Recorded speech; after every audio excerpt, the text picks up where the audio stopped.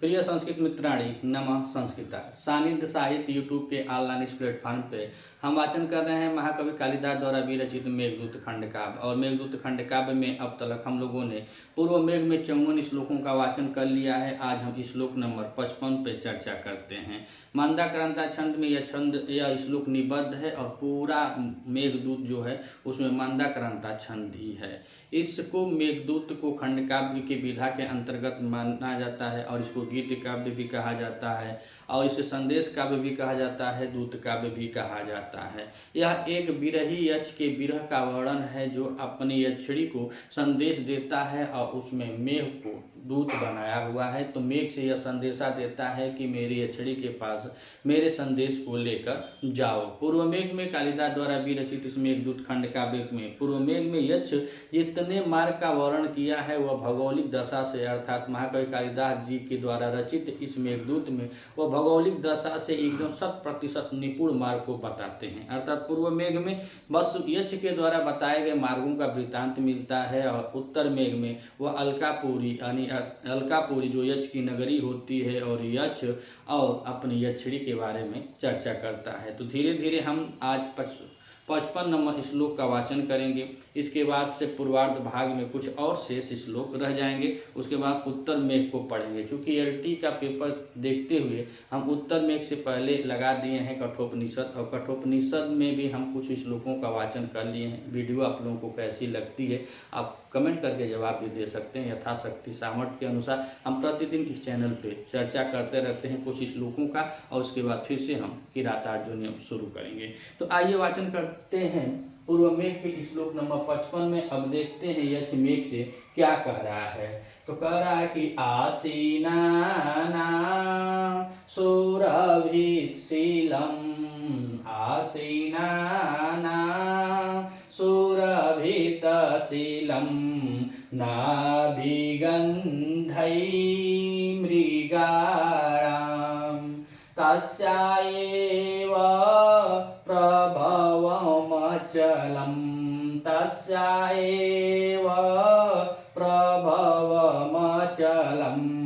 प्राप्य गौरं तुषारै वक्षस्याध्वश्रमविनयने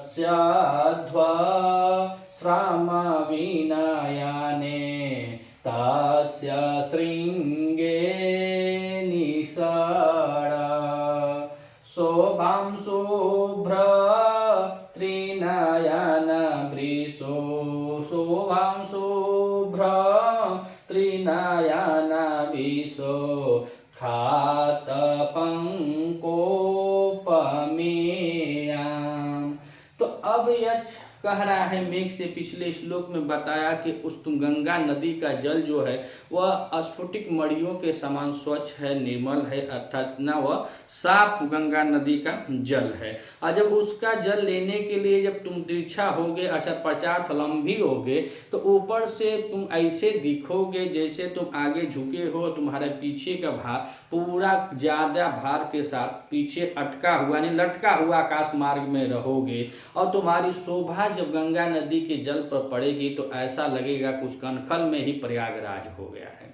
अब इस श्लोक में यक्ष फिर मेघ से बता रहा है। तो कह रहा कि आसीना नाम सुरभित शीलम नाभिगंधे मृगाणाम अर्थात आसीना नाम अर्थात बैठे हुए मृगाणाम अर्थात मृगों के नाभि गंधे जो उनकी नाभि होती है उस नाभि के गंध से जिसको कस्तूरी कहा जाता है।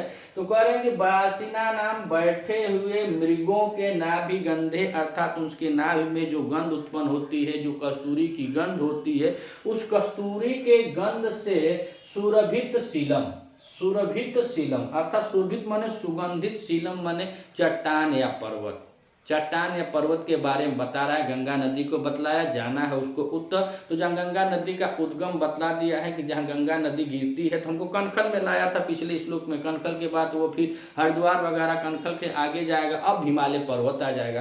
तो यहाँ पर उसी हिमालय पर्वत का वर्णन करते हुए कालिदास जी लिखते हैं कि आसीना नाम सुरभित शीलम नाभिगंधे मृगाणाम अर्थात बैठे हुए मृगों के नाभि के गंध से अर्थात कस्तूरी के गंध से जिसकी शिलाएं कैसी हैं, सुगंधित हैं, यानी सुगंधित शिलाओं वाला हो जाएगा, सुगंधित शिलाओं वाला। तो बैठे हुए मृगों के नाभि गंध से या कस्तूरी के गंध से सुरभित शिलम, अर्थात सुरभित कह रहा है कि जो सुगंधित शिलाओं वाला, सुगंधित शिलाओं वाला है। और कहेंगे तस्याः एव प्रभव, तस्या तस्या से किसका बोध हो रहा है, या गंगा नदी का बोध हो रहा है। तो तस्या मतलब उसी गंगा नदी का एव प्रभव, अर्थात उसी गंगा नदी का जो उद्गम स्थल है, उसी गंगा नदी का जो उद्गम स्थल है। और वो उद्गम स्थल कैसा है, तो कह रहे हैं कि गौरम तुषारे अचलम प्राप्य, अर्थात गौर माने श्वेत, तुषार माने बर्फ, यानी श्वेत बर्फ के समान, यानी कि जो श्वेत बर्फ वहां पे है, तो कह रहे हैं बर्फ के समान श्वेत, अचलम माने पर्वत को, पर्वत, और कह रहे हैं प्राप्य माने प्राप्त करोगे। अब यक्ष मेघ से कह रहा है कि गुरु जब तुम वहां से आगे बढ़ोगे तो जहां ऐसा पर्वत मिलेगा कि जिस पर्वत की जो चट्टाने हैं, जो शिलाएं हैं, वो मृगों के बैठने से, अर्थात कह रहा है आसीना मृगाणाम, अर्थात मृगों के बैठने से जो उनकी नाभि से सुगंध उठती है, या जो कस्तूरी कहा जाता है मृग के उस नाभि में, ये कस्तूरी के सुगंध से सुरभित शिला वाला होगा। सुरभित माने सुगंधित, शिला माने चट्टाने, अर्थात सुगंधित चट्टानों वाला।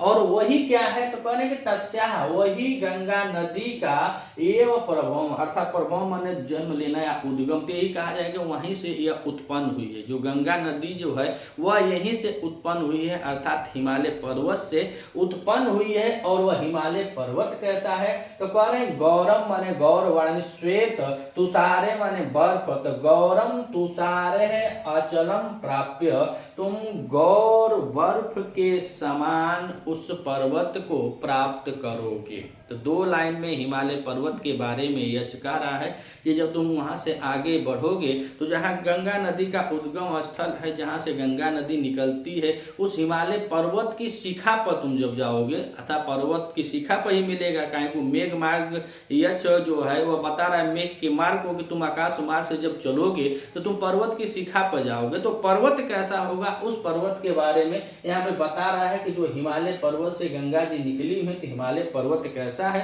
तो कह रहा है कि मृगों के बैठने से, उनके कस्तूरी नाभियों से उसकी शिलाएं जो हैं वह महकती होंगी, अर्थात सुगंधित शिलाओं वाला है। और तस्या, वही गंगा नदी का, तस्या एव प्रभवम, वही गंगा नदी का उद्गम स्थल है। और उस उद्गम स्थल को कह रहा है कि गौरम तुषारे, गौरम माने श्वेत और तुषारे माने बर्फ, अर्थात श्वेत बर्फ के, अचलम माने पर्वत को, प्राप्त माने प्राप्त करके, जब तुम उसको प्राप्त कर लोगे तब तीसरी और चौथी लाइन में फिर यक्ष मेघ से कह रहा है क्या, वक्षस्याध्व श्रामा बीनायाने तास्या श्रृंगे निषाद।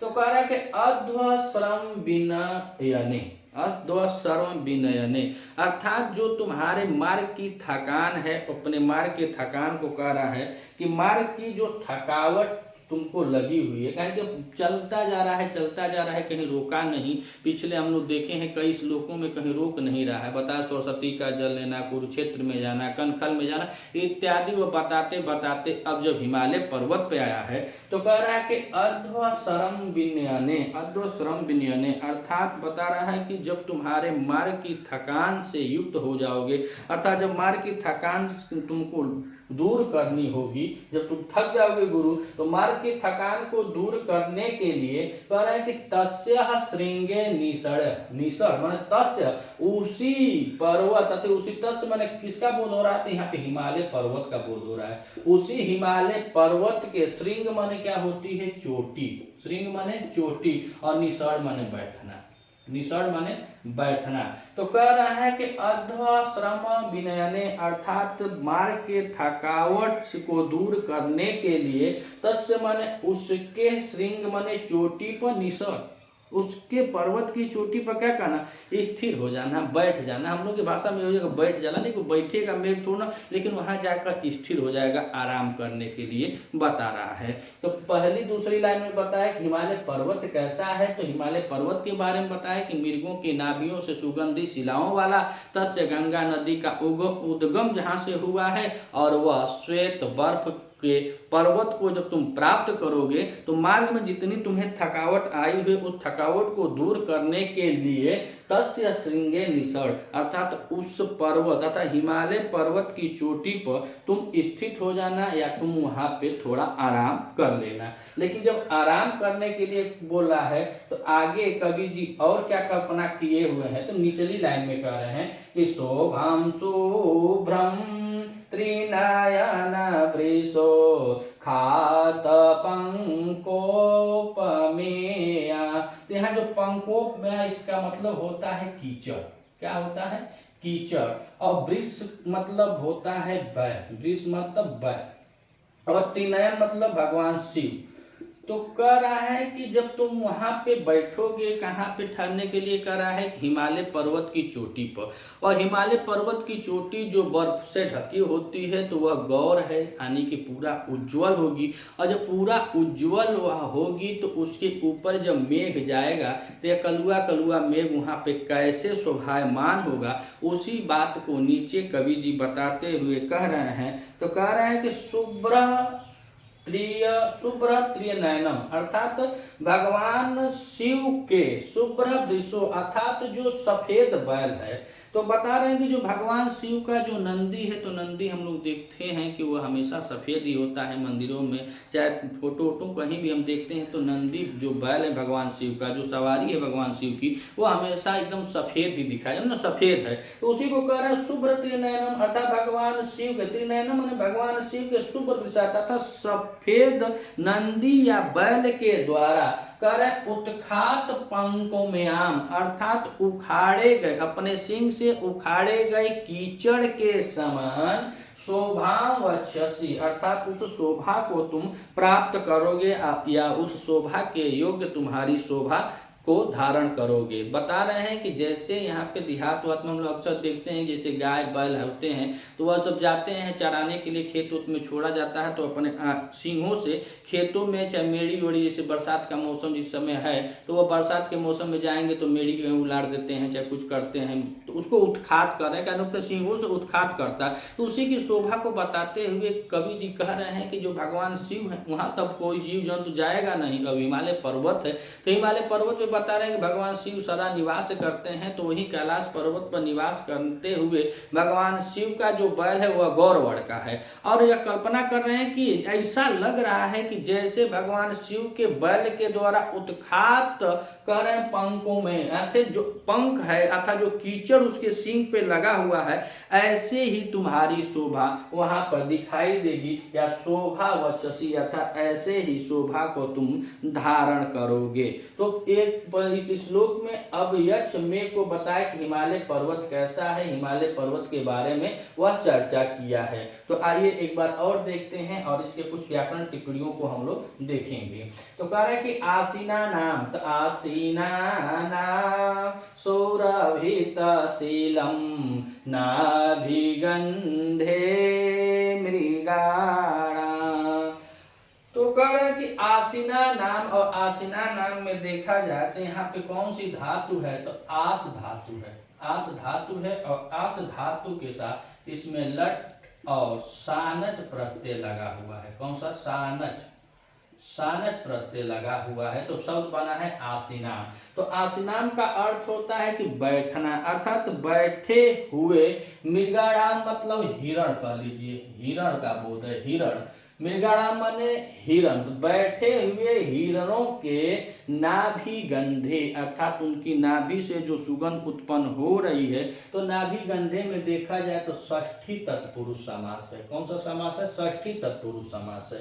तो आसीना नाम मृगाणाम नाभि गंधे, अर्थात बैठे हुए मृगों के नाभि से जो सुगंध है या कस्तूरी की गंध से, सुरभित माने सुगंधित, सुगंधित। अशीलम माने चट्टान, चट्टान, शीलम माने चट्टान। तो अब पहली लाइन में कहे कि बैठे हुए हिरण के कस्तूरी के सुगंध से सुगंधित हुई चट्टान, अर्थात सुगंधित चट्टान वाला। तो सुरभित शीलम किसका वह शिला है तो उसके बारे में बता रहे हैं। तो कह रहे सुरभित शीलम है सुगंधित हुई चट्टान। तो सुरभित शीलम में अगर देखा जाए तो सुरभित शिला यस्य सा, अर्थात यहाँ यश स हो जाएगा। सुरभित शिला यस्य स, यहाँ पे बहुव्रीहि समास होता है। कौन सा समास हो जाएगा तो बहुव्रीहि समास होगा। कहे कि यह हिमालय पर्वत के बारे में बताया गया है। तो कह रहा है कि आसीनाम मृगाणाम, अर्थात बैठे हुए हिरणों के कस्तूरी के गंध से सुगंधित चट्टानों वाला।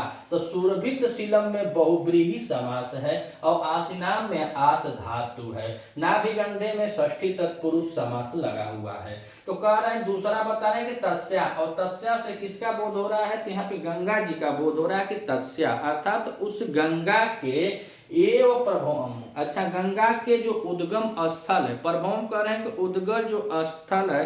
तो प्रभवन में अगर हम देखें तो प्रभवम, और प्रभवम में प्र उपसर्ग है, प्र उपसर्ग है और उसके साथ इसमें भू धातु के साथ यहाँ पे अप प्रत्यय लगा हुआ है। तो शब्द बना है प्रभवम। तो कहेंगे तस्या, अर्थात उस गंगा के प्रभवम उद्गम स्थल, उस गंगा का क्या है उद्गम स्थल है। और क्या कह रहे हैं गौरम, गौरम माने श्वेत, श्वेत माने गोर, एकदम श्वेत, तुषारे माने बर्फ, गौरम माने श्वेत, तुषारे माने बर्फ, अचलम माने पर्वत को, प्राप्य माने प्राप्त करके।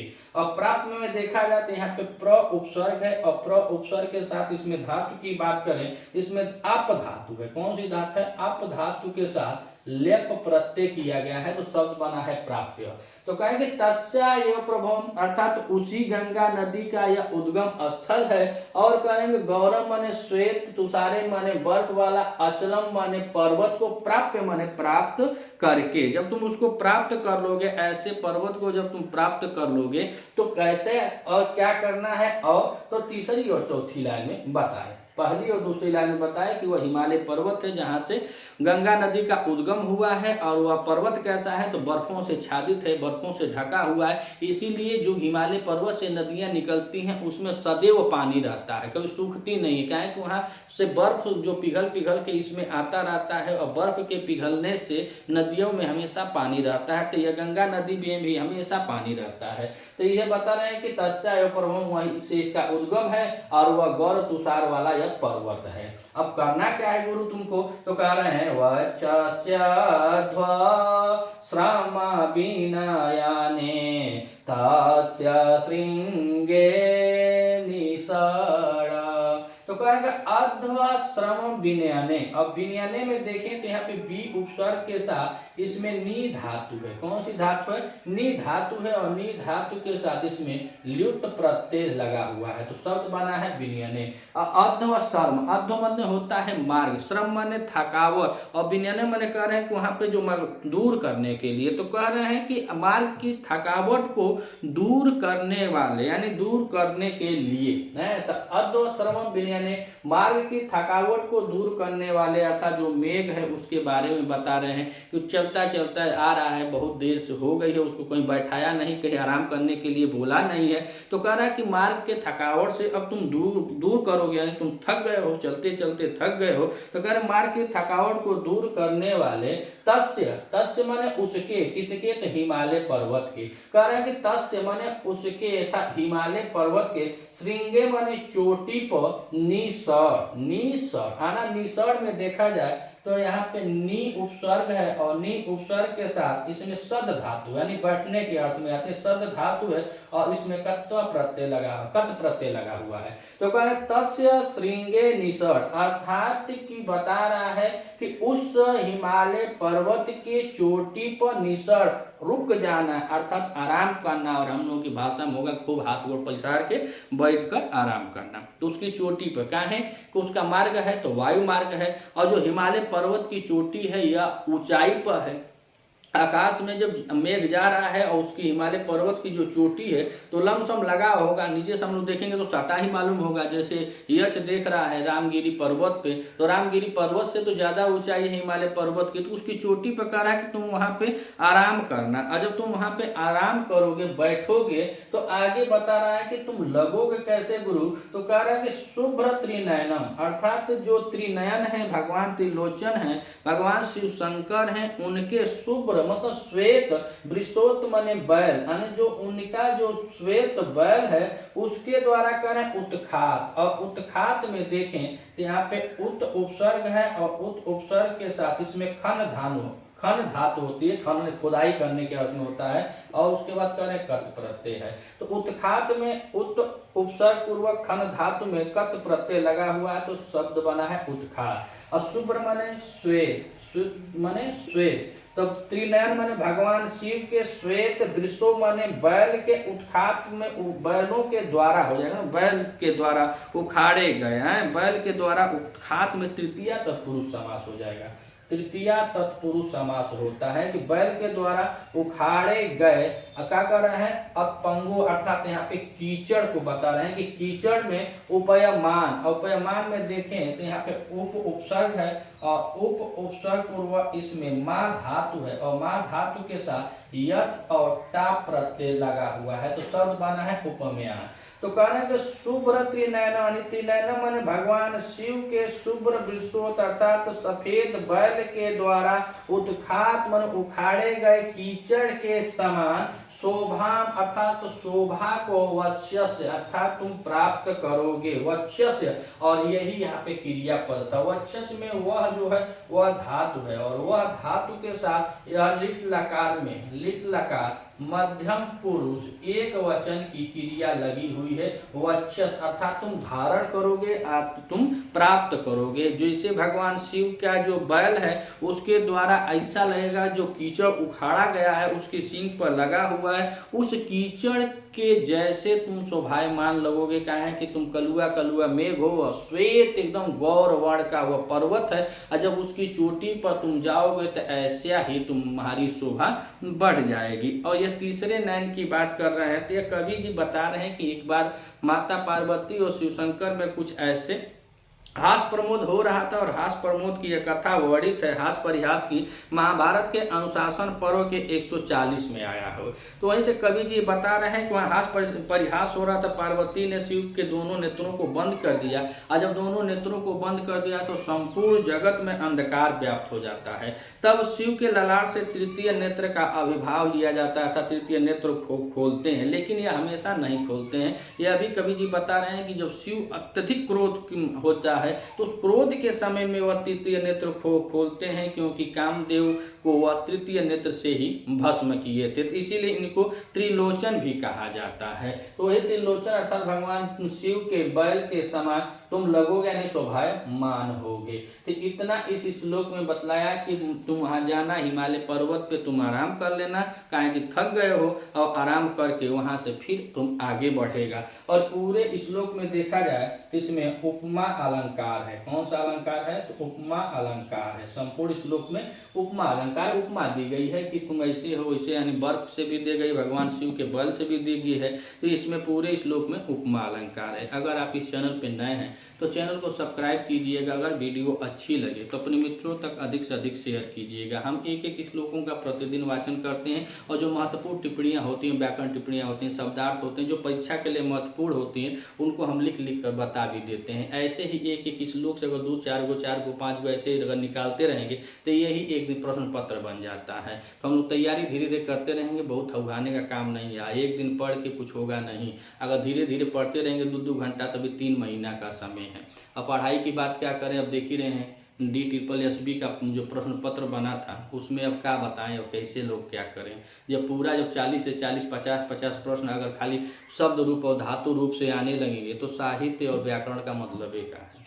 तो होना हुआ तो होगा, ना होना होता नहीं होगा, यह लेंगे नहीं। अगर ऐसे ही पेपर बना दें तो पढ़ाना है 8-10 के बच्चों को, और यहाँ पे पेपर इस तरह ले रहे हैं जैसे PCS IAS अधिकारी बना देंगे। इतना टफ पेपर दीजिए और पढ़ाना है 8-10 के बच्चों को, फिर भी सरकार हो यहाँ पे लोक सेवा आयोग की मानसिकता है। मिलते हैं, जितना कर्म उतना तो करते ही रहेंगे। चलिए मिलते हैं अगले वीडियो में, तब तक के लिए नमः संस्कृत।